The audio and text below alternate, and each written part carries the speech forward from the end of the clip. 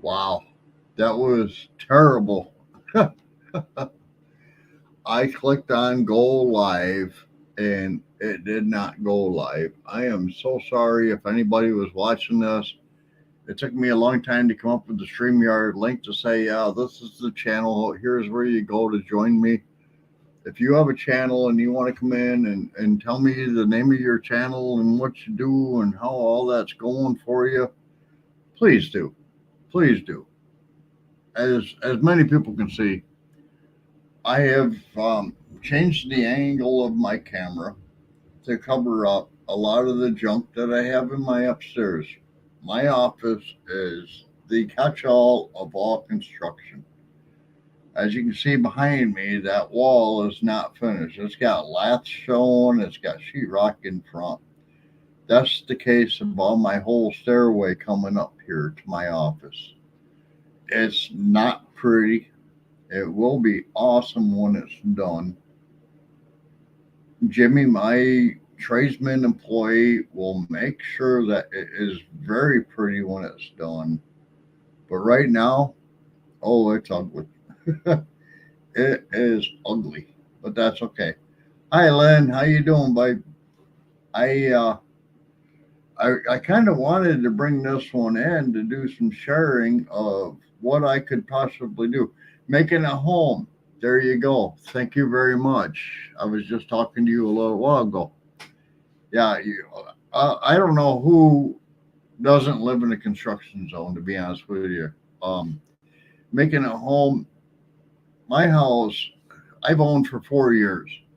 It took me like almost 7 months, I think it was, to redo the bathroom that's on the other side of this wall right behind me.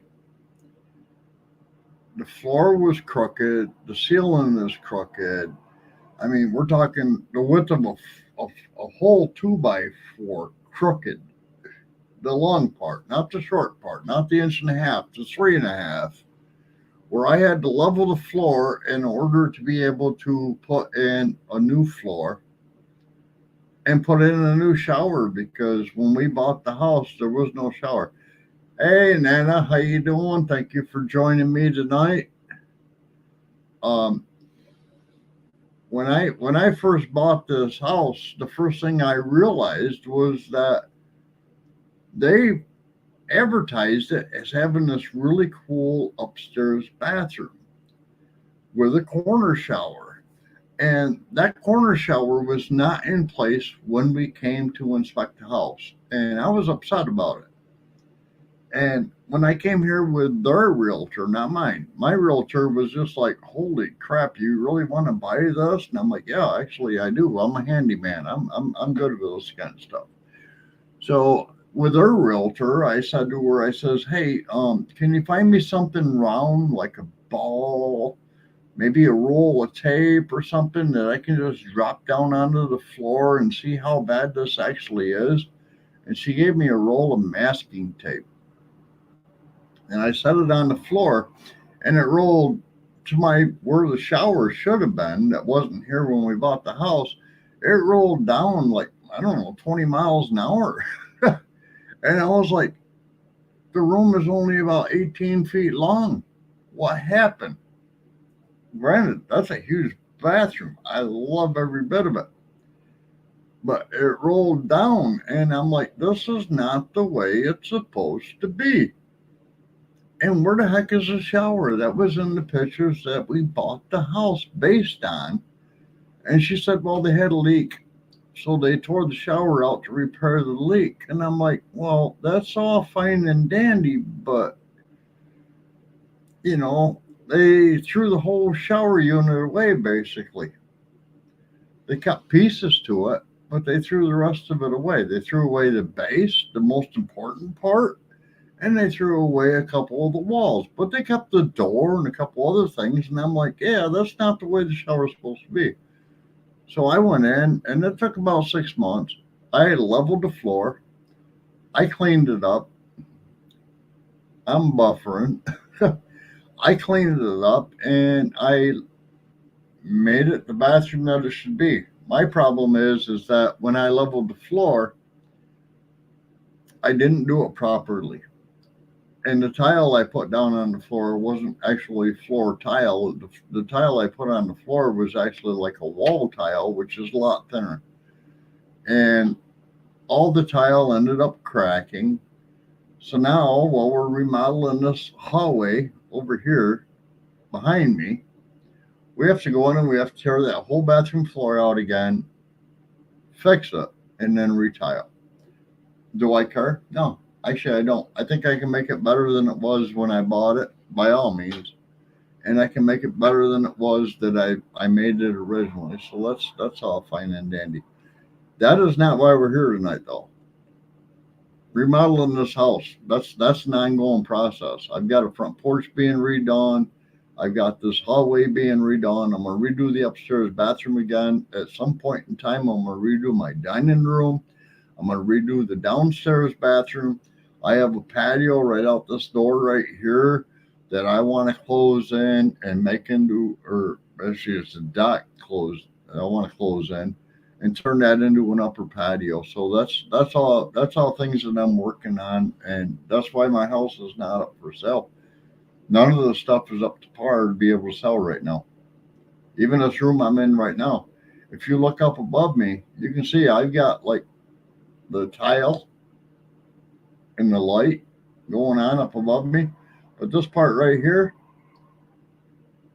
that part of the ceiling has not been done. And the reason why is because this house has settled so much that they dropped the ceiling, and I have to go in and cut it out, remove the drop ceiling, and then go back into it and put it all back together. But that's taking away insulation. And right now, we're August, or no, we're September. We're September.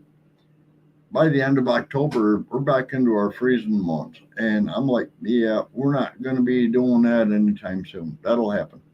But the reason for tonight's video really was more about, do you have a channel?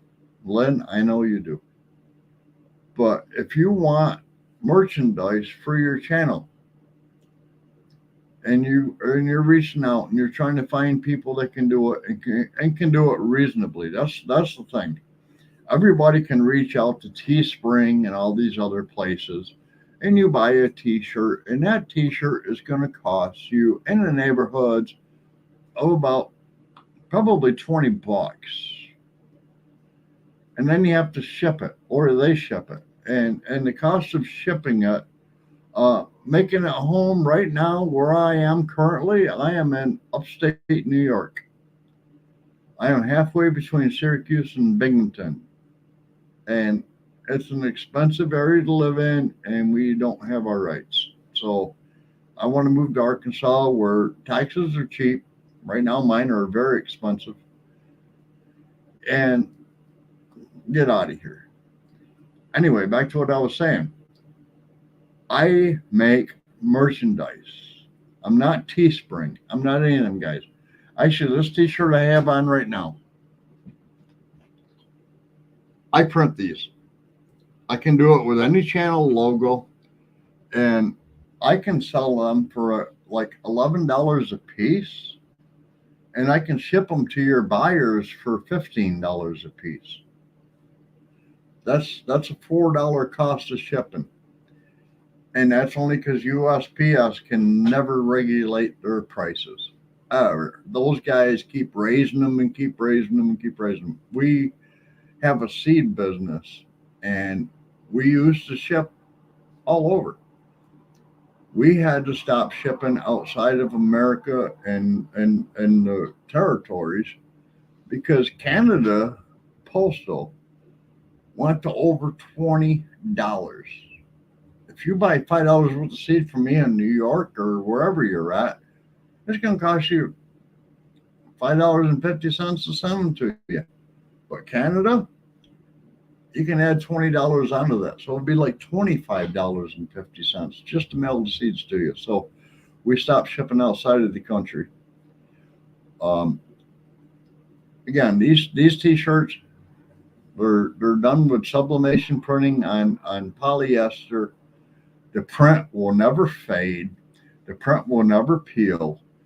The print will never disappear from the shirt. because they are 100% there. Uh, Making it home, yes, I own a seed business. It's called Dollar Seed. And no, I don't have elderberry right now, but if I can find it, I will add it. We have over 300 varieties right now, and they are awesome. Uh, Linioki, will I start doing the sealing in March? That depends because I have so many other projects going on right now, and they're not easy projects. Like behind me over, well, let me turn my thumb the right way. Behind me, this hallway and the stairway that brings me up to my office, that is a wood shop project. Everything that's being done is being custom made in the wood shop. The stairs are going to be made of cherry. The railing is going to be made of cherry. The balusters are all uh, coppered bronze, I think, or something like that. So I don't think this ceiling will be done in March because, like I said, I have this patio over here behind me that I want to get closed in. I've already got all the materials for it. Right now, it's just Jim and I doing all the work. And Jim also works for another company. So he does medical deliveries. And medical deliveries right now is a really high demand. He works for his brother in law and he makes more money working for him than he does for me. So I only get him on certain days when I can get him. And the rest of this month right now is shot. I don't think I'm only going to see him probably 2 days for the rest of this month. But when I do see him, I'm going to be going, all right, Jim, let's finish working on this project because I've still got other projects. My whole front porch is a mess. My whole front porch. We tore all the siding off the front of the house. And it's a big area. It's probably 24 feet long, turns a corner, goes down about 16 feet, turns a corner, goes across the door. That whole area is going to be done in texture 111 and stained to match the seed house because the roof on the house matches the seed house. And it would kind of put the two of them together to make them match. If I sell the house, will I sell the seed house with it? That depends on the buyer of the seed house. Straight out. It depends on the buyer. If they don't want the building and they just want to buy the business, then that building will be left behind. If they want to buy all of it, then that building can be put on a stroller and hauled away. And it's like Roxanne and Anthony's house. Basically, it's a 14 by 34 building, and it was brought in on stroller. It can be taken back out on stroller. However, they'll have to empty it before they do it because we broke a 4-ton jack trying to level it back out. So there you go. Lynn, thank you. Not many people say that, especially the ones that hear me sing, but I'm pretty good at it. But anyway, so what I was going to get at is let me show you some examples of some of the things that I do in my print shop that I could do for you for your channels because everybody needs to have merchandise and they need to know what the price of the merchandise is going to be and would I ship to your customer from my location rather than ship them to you. You pay the shipping and handling and then you ship them to them because that raises your prices. And my answer is yes, I can ship it to them. Let's start bringing out a few examples of what I do in my print shop other than this shirt. These shirts are awesome. But other than my shirts, let me bring out some more examples.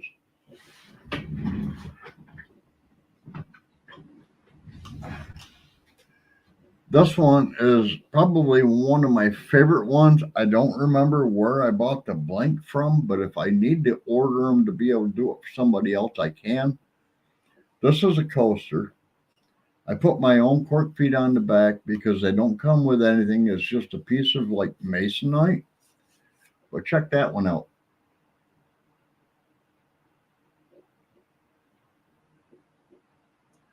I can sell 4 of these coasters. Hold on just a minute. I've got the price. No, actually, I'm not going to worry about the price. I can sell 4 of these coasters in a set for $12. I can ship them to your customers for $16. That I'll guarantee. I can do them in the masonite like this one is. I've got them also in like a foam pad that doesn't need the cork added onto them. And I've also got them in black slate 4x4 squares or 4-inch circles that I can do on my laser and send them out. So I personally love the full color ones, but I can do them in anything. That part doesn't matter.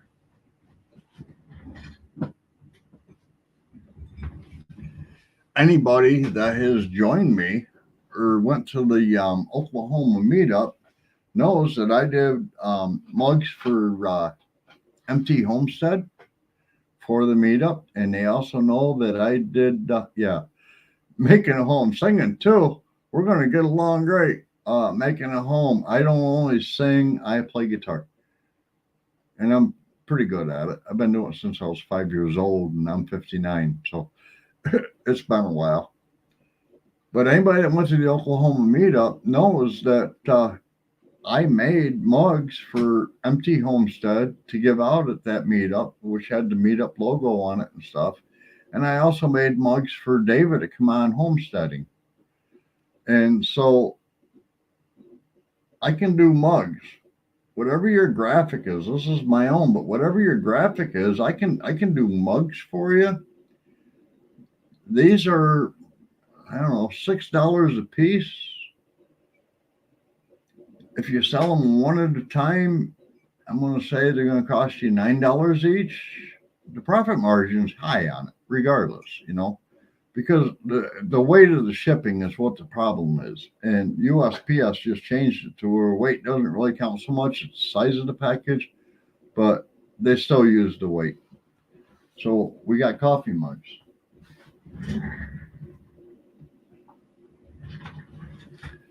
I also do, and this is one of my favorite ones. This is a full color tumbler. And making a home, that is the name of my business. One of them. It's Dollar Seed LLC. It's a trademark. Have you ever done a carnation one? Lynn, I could probably do anything if I get the graphics somebody wants. I can do it. Hey, Betty Boo Brown, welcome back. I'm glad you're done working on your van. And Betty, I'm gonna be honest with you. Yeah, they are pretty. And the best part about it is everything is full color.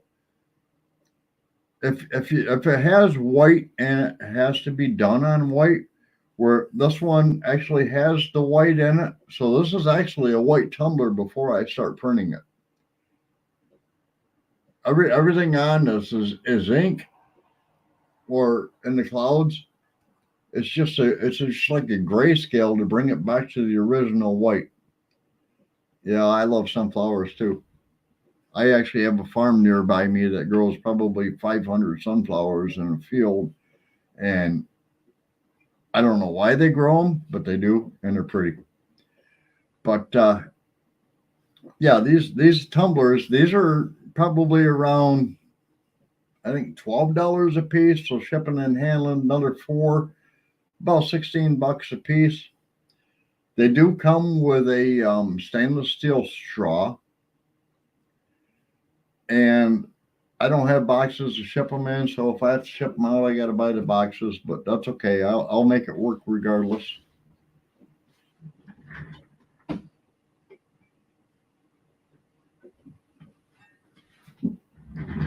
All right. Now this one's really different. Making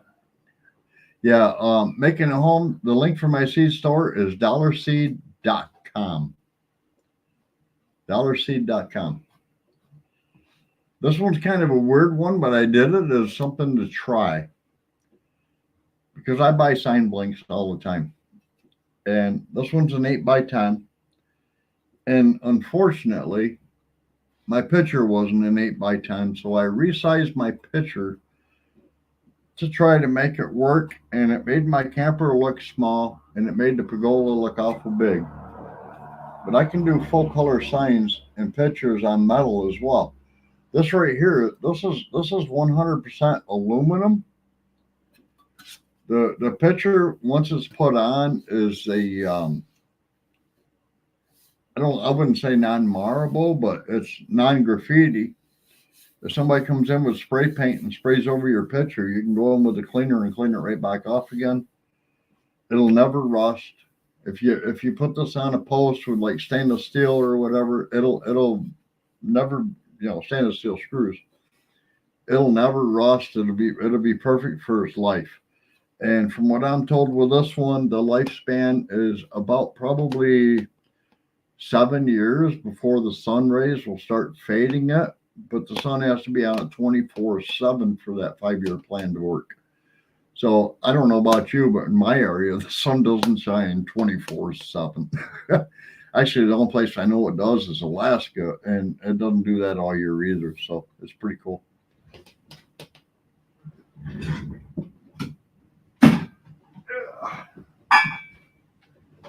All right, and my last one. This is one of my best ones. This is actually a bestseller for me right now because every state is requiring people to either put this up or you get in trouble if somebody goes on your property if you own a gun. There you go. Notice lawful concealed carry permitted on these premises. If you put the sign on your property and you allow somebody to come to your property carrying a gun, you don't get arrested for allowing them because you didn't want them. They don't get arrested for bringing it, and you don't get fined for allowing them. And that's one of them things that I'm really amazed at is that all of these people in the government. I'm not going to like sit back and say, yeah, it's just like New York State. But all these people in the government, there's a lot of states that are following the same rule now, where they say if you don't have that sign on your property, anybody that comes on your property with a gun can be arrested, can be charged, and you can be fined for not calling them out because you didn't have a sign saying they could be there. I'm sorry. Here in New York, this place is terrible on gun regulations. I really don't care. I'm a gun lover. I have guns that, under my own state rules, probably would be considered not appropriate. I'm not going to say illegal, but not appropriate. And I really don't care because the way I look at it is it's my right. If I want something like an AR-15, that is my right to own an AR-15.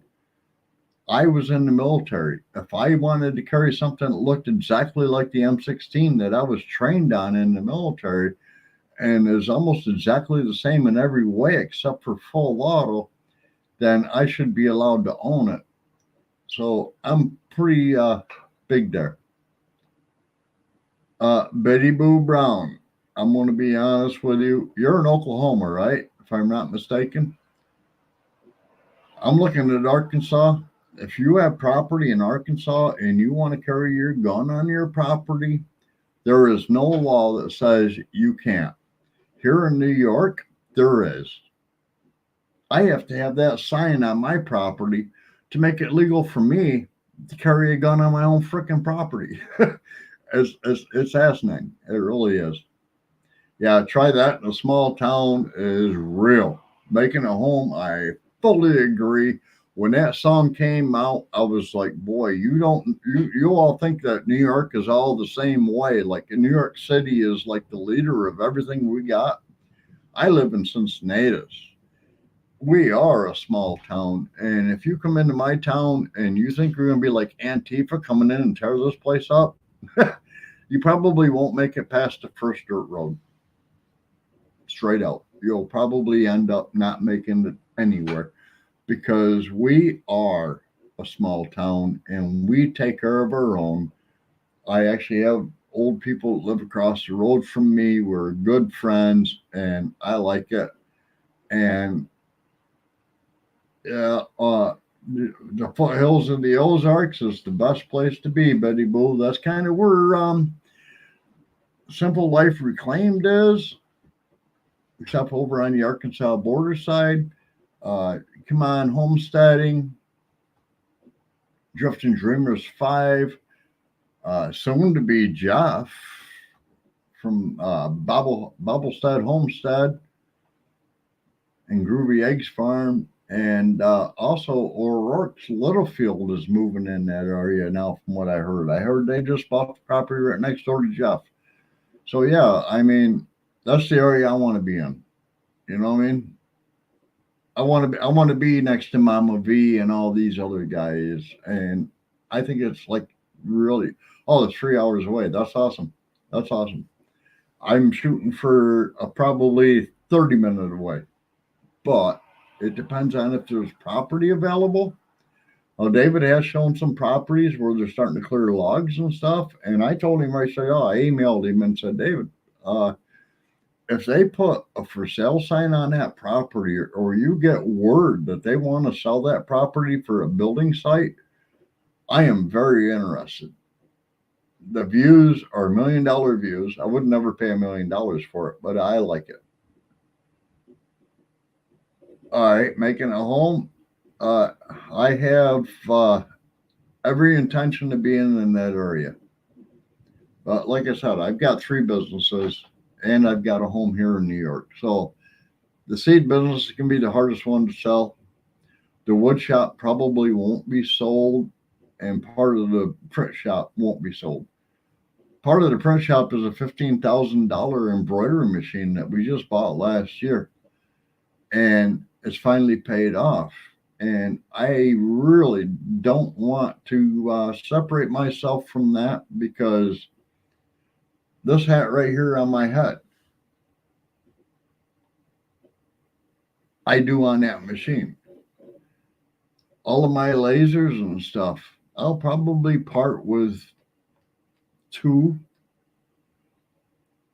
The lower end ones, like my Ore Tour and my Fox Alien, I'll probably get rid of those. There's no way I'm going to get rid of my X tool, and there's absolutely no way I'm going to get rid of my, I don't know, I think it's like $4,000 Omtech. That's a 60-watt CO2 laser. I also have the ability to do like leather patches for hats and stuff. I actually bought the leather. I bought all the stuff to do it, and I'm looking forward to getting into that, but I have not had the opportunity because I don't have the time. Right now I'm working on, excuse me. Right now I'm working on a bunch of shirts for a local band, and they're all sublimated printed, and of course they all have an arm sleeve on them and a front press and all that stuff, and they have to be put in special bags with special tags to tell them what size they are and what shirts are in them. And I hope to have that done tomorrow. It's a pretty big order. It's the second one I've got from them in the last 2 months. I'm hoping to get that done so I can spare some time to go down onto the laser and be able to do some stuff with the laser.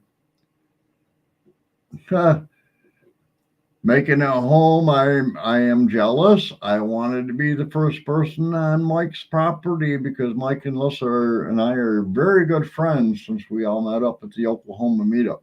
But I'll let you have the first. I really want to get down onto my CO2 laser and work with this leather, because it not only can cut the leather to like patches, but it can also go in and put pictures on leather. And I'm looking really forward to that. The leather is not cheap.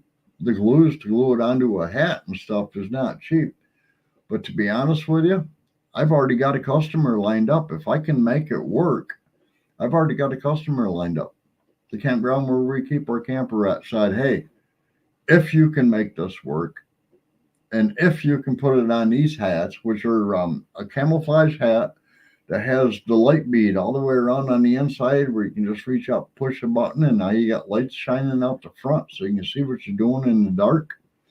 They would like to have that leather patch. And if I can do that leather patch, then it would be really cool for me to go over, buy one of their hats and just say, let me take it over to the camper. Let me put the patch on it.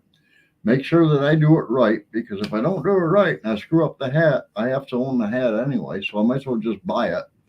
But if I do it right, I can take it back over to them and say, hey, is this what you want?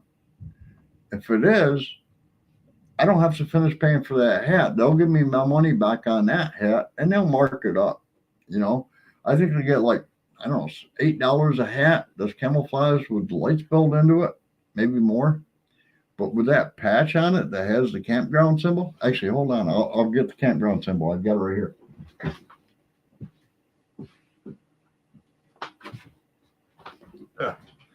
It's not going to be the whole campground symbol. This has a whole lot of dark green around it. It won't be any of that. What it will be is this little section up here, the circle with the sign, all done in what would be a whatever colors are there. The darker they are, the blacker they'd be on the leather. The whiter they are, the lighter it will be on the leather. I don't know if I can do it. I would love to be able to do it, but I had them give me this because that's the best logo I could find. They don't have anything on a white background, which really kind of stinks, but I think I can go into image art and remove the green background, and I'm not sure. But that's my goal. I want to be able to do stuff like that because making it a home, I can define a road. A road is anything that has two ditches, a whole lot of ruts, probably some stones sticking up. And if you don't have a four-wheel drive, you probably aren't going to make it down it. Those are the roads that I have where I live.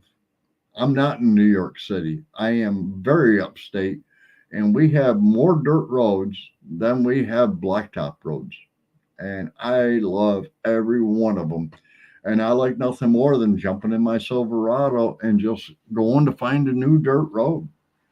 I've actually found quite a few lately that because we have the car that we took to Oklahoma, which is a brand new Sentra, that says you just can't drive a brand new Elantra down a dirt road. I don't care what anybody says. The road height of that car is probably about 4 inches. The road height of going to Come On Mountain is probably, you got to have 6, a minimum. Yeah, that's pretty much what I'm saying. It's exactly like Mike's road. These dirt roads around here, you got to have like 8. Some of these, they don't just have like a rut on each side and a couple of rocks sticking up in the middle. They may have a tree stump sticking up where they just cut it off at ground level and it got a little taller because it's, ground settles. My truck, that has like a 14-inch clearance. So I'm comfortable on any dirt road. Doesn't matter where it is. Actually, it's the same truck David drives, except for he has the 1500 version and I have the 12. He has the 2500 version.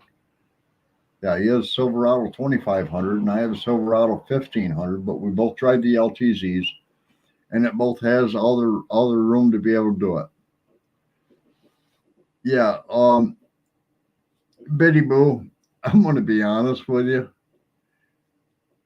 I'm glad you didn't go up there with a vibe. I am amazed that Lissa is able to take that vibe up and down that driveway. I really am. I mean, I've seen times where Dave's truck had actually hit a rock on the cross member underneath the transmission. Granted, those rocks are probably gone because Mike went in and he backbladed it all. But I'm going to be honest with you, that vibe, that's pretty low to the ground. The truck you gave Mike, on the other hand, that's acceptable. I actually like that truck, and it's in very good shape, as far as I can see. Yes, they have some very deep holes in that drive. When Dave does the walk down the road with the dog, and he's like, "Yeah, here's a mud puddle, here's a mud puddle," and I'm looking at it going, "Yeah, it's a mud puddle." But that mud puddle, you don't know the depth of it until you get to the bottom. Much like Mike with the creek. It may look like, yeah, I can just drive my truck across it because it doesn't look that deep, but you don't know how deep it actually is, you know? And the same thing with mud puddles. You can go into a mud puddle and you could pretty much drown in a mud puddle. I watched kids jump in a mud puddle one time where it was 2.5 feet deep. Imagine being 4 years old and jumping in something that comes up to your belt line. And you're thinking it's only 2 inches deep. It's terrible. Len, I have not been over there yet. I am really really hoping to make another trip over that way. My thing right now is that if I can make it to Command Mountain one more time, that's all I'm saying. One more time, and it won't be with my truck, unfortunately. It'll be with my car because the truck gets 11 miles per gallon, the car gets 42. It's a big difference. But if I can buy a land in that area, then definitely I'm going with my truck and probably behind it, I'll be getting 7 miles with my camper behind it, 7 miles per gallon, maybe. And that's not the only trailer I have to pull. I have my camping trailer, I have a closed in trailer, I have a flatbed trailer, and I have my boat. So everything has to be pulled behind truck. So if I buy land in Arkansas, the first thing that's going to cost me the most money is just taking everything over there. And my enclosed trailer won't be a simple one trip done. It's not that big. It's 6 by 10.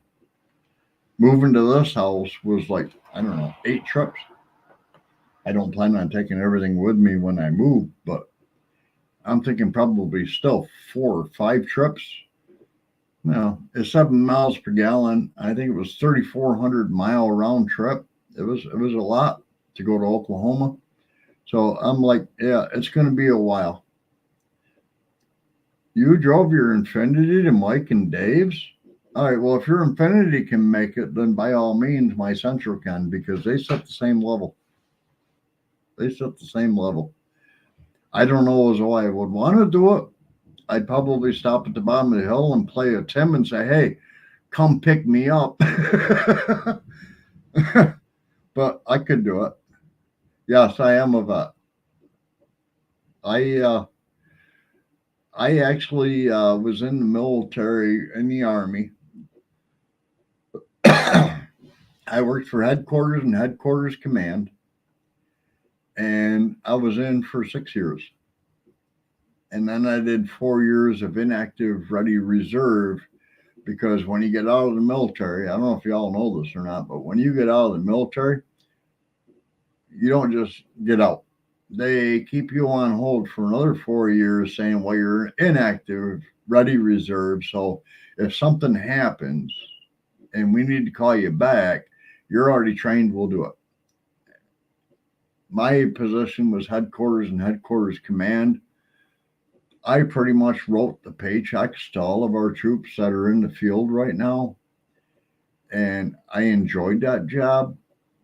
If somebody was in like a reserve unit or they were into like National Guard units or whatever for the state, for my state, before that check got cut, I would go in and look at their records. And if they were missing in action, say, I was the guy that sent the letters out to the general and said, well, wait a minute. You've got this guy down as missing in action for the last 30 days, but you also got him on payroll for the last 4 weeks saying he's supposed to get paid. So which is it? Is this a person AWOL or is this a person that's still active? Because our government, believe it or not, is stupid and pays people that aren't supposed to be getting paid. Believe it or not. I mean, they talk about the $400 hammer. We're talking $4,000 doors that I could go to the store right now and buy for about $250. But yeah, they pay people to just not do what they're supposed to do. I don't know. Anyway, guys, I'm only supposed to be on for 30 minutes every Saturday. I've been on for 45. And yes, Biddy, I'm getting ready to light a smoke. And, you know, I'm getting a little thirsty over here. So I'm going to cut this one off. Great talking to y'all. And I really would like to see everybody back again. And hey, bring some of your friends. And again, at the top of the chat, there's a link. If you want to join in, click on that link. I'll bring you in. You all have a good night. Later.